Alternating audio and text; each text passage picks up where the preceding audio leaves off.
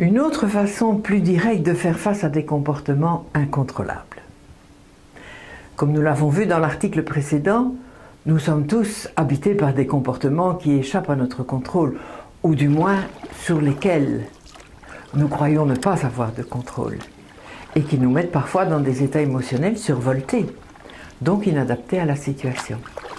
Je pense à toutes ces petites manifestations sonores ou visuelles qui nous pourrissent la vie, telles que le tic-tac d'un nouveau réveil, la fumée d'une cigarette, le crissement d'une craie sur un tableau, ou être coincé dans une file de voitures ou à la caisse d'un hypermarché, le bruit des pieds qui traînent sur le sol, quelqu'un qui se racle la gorge tout le temps, quelqu'un qui fait du bruit en mangeant, etc., etc.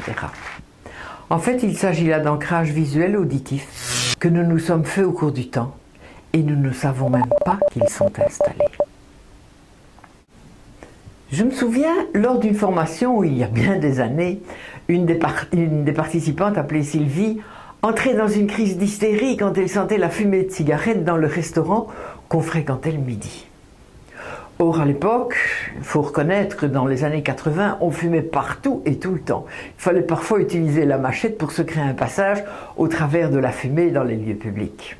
Donc la rébellion de Sylvie n'avait rien d'extraordinaire.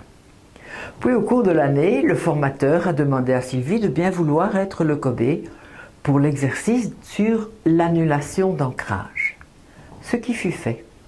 Et c'est seulement 4 ou 5 mois plus tard que le groupe étant de nouveau au restaurant à l'heure de midi durant la pause, et quelle n'a pas été ma stupéfaction de constater que Sylvie était en pleine conversation, complètement indifférente à la fumée de cigarette qui l'entourait.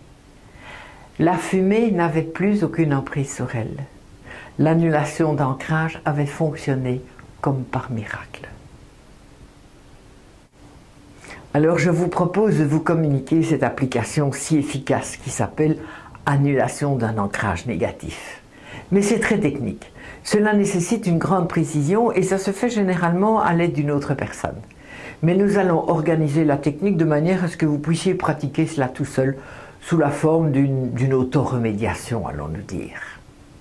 Ce travail se fait en 3 temps. Premièrement, identification du problème. Deuxièmement, identification du contre-exemple. Troisièmement, annulation de l'un par l'autre. Mais pour avoir accès à cette application, eh bien vous procédez comme d'habitude en cliquant sur le podcast. Après, vous êtes acquitté d'une petite participation aux frais sur PayPal. D'avance, merci. Alors à tout de suite.